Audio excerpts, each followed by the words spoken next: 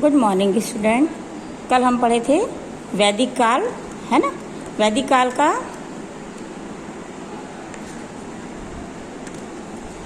रहन सहन, समाज, राजा कैसा था, वहाँ का युद्ध, देवी देवताओं व यज्ञ, उत्तर वैदिक काल, जनपद, कृषि विकास और भौतिक समृद्धि, ये हम कल पढ़े थे। और आज देखेंगे समाज और धर्म। वैदिक काल में संयुक्त परिवार का प्रचलन था। वैदिक काल में क्या था? संयुक्त परिवार, सभी एक साथ रहते थे। एकल परिवार का प्रचलन नहीं था उस समय, संयुक्त परिवार का प्रचलन था। सभी भाई व कई पीढ़ी के लोग एक ही परिवार के साथ रहते थे। सबसे बुजुर्ग पुरुष परिवार का मुखिया होता था, उसे गृहपति कहते थे। सभी लोग उसकी बात मानते थे।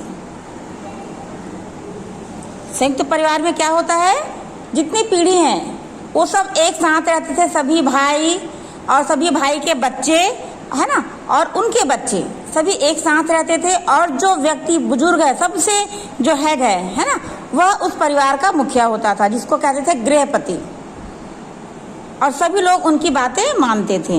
वैदिक साहित्य के अनुसार प्रत्येक मनुष्य का जीवन 4 अवस्थाओं में बटा था, जिसे आश्रम व्यवस्था कहा जाता था। इनमें पहला था ब्रह्मचर्य आश्रम। इसमें मनुष्य बाल्यावस्था में शिक्षा प्राप्त करता है। वैदिक काल में 4 अवस्थाएं होती है, जिसमें पहला है ब्रह्मचर्य आश्रम। इसमें मनुष्य बाल्यावस्था में होता है, बचपन में जैसे आप स्कूल आते हैं ना, उस अवस्था में रहते हैं, जिसमें वह शिक्षा प्राप्त करता था। दूसरा गृहस्थ आश्रम, इसमें मनुष्य विवाह कर परिवार चलाता था।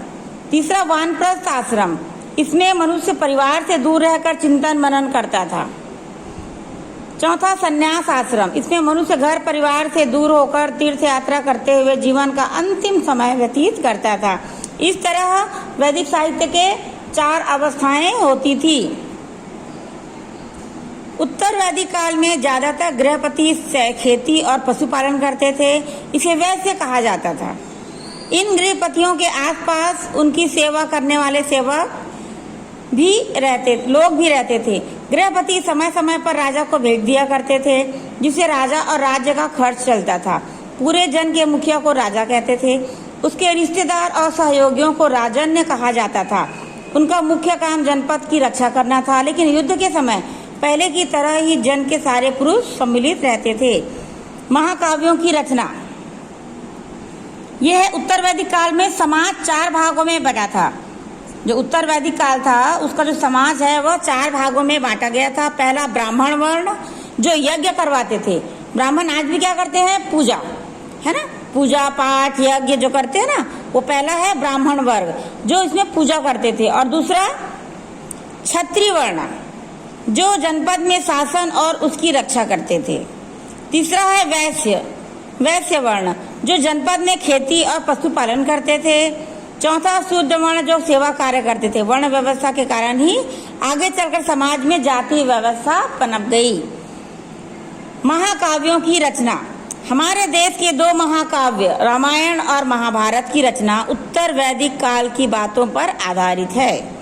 हमारे देश में जो 2 महाकाव्य लिखे गए हैं ना, रामायण और महाभारत, वह उत्तर वैदिक काल के समय की ही है। महर्षि वाल्मीकि द्वारा रामायण की रचना कौशल जनपद की बातों पर आधारित है। इसी प्रकार महर्षि व्यास द्वारा महाभारत की रचना कुरु पांचाल और सुरसेन जनपद की बातों पर आधारित है। ये दोनों महाकाव्य भारतीय संस्कृति के आधार हैं। इन महाकाव्यों ने मानव जीवन के सभी क्षेत्रों को प्रभावित किया है। इनके अध्ययन से हमें इस समय के इतिहास की जानकारी मिलती है।